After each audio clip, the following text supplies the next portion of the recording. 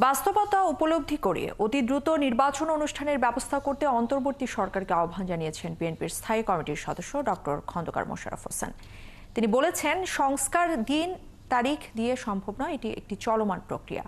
রাজধানীতে আলাদা অনুষ্ঠানে অংশ নিয়ে ফ্যাসিবাদী শক্তির পুনরুত্থান ঠেকাতে ন্যূনতম ঐক্য ধরে রাখারও আহ্বান জানিয়েছেন বিএনপি নেতারা।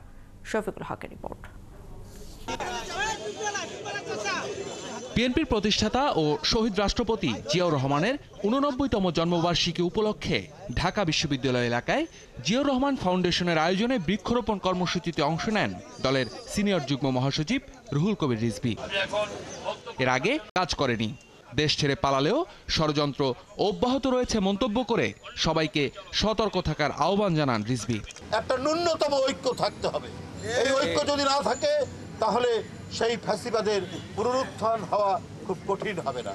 আপনারা জানেন, পার্শ্ববর্তী দেশ এটা যেন সেই ফ্যাসিবাদের একটা সবচেয়ে বড় সেফ হোমে পরিণত হয়েছে।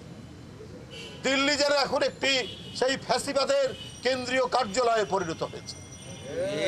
সুতরাং তারা বসে নেই, তারা নানা কায়দায় নানাভাবে তারা তাদের চক্রান্ত ষড়যন্ত্র অব্যাহত রেখেছে। অন্যদিকে ডক্টরস অ্যাসোসিয়েশন অব বাংলাদেশ ড্যাবের আয়োজনে শহীদ রাষ্ট্রপতি জিয়াউর রহমানের জন্মবার্ষিকীর আরেক আলোচনায় অংশ নেন দলের স্থায়ী কমিটির সদস্য ডক্টর খন্দকার মোশাররফ হোসেন। আগামী দিনে বাংলাদেশকে সুপথে পরিচালিত করার জন্য অন্তর্বর্তী সরকারের সময়কাল অনির্দিষ্টকালের জন্য নয় জানিয়ে দ্রুত নির্বাচনের তাগিদ দেন এই বিএনপি নেতা। জনগণ যাতে করে স্বাধীনভাবে ভোট দিতে পারে এমন একটি নির্বাচন ব্যবস্থা করে জনগণের নির্বাচিত প্রতিনিধিদের কাছে ক্ষমতা হস্তান্তর করে এই সরকারকে বিদায় নিতে হবে।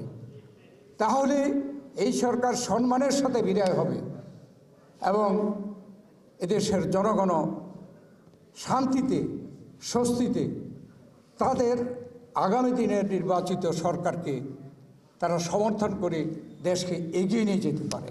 সংস্কার চলমান প্রক্রিয়া মন্তব্য করে অন্তর্বর্তী সরকারের অসম্পূর্ণ সংস্কার পরবর্তী নির্বাচিত সরকার করবে বলেও জানান ডক্টর মোশাররফ। সকল সংস্কার কিন্তু দিন তারিখ ঠিক করে দিয়ে সমাধান সম্ভব নয়।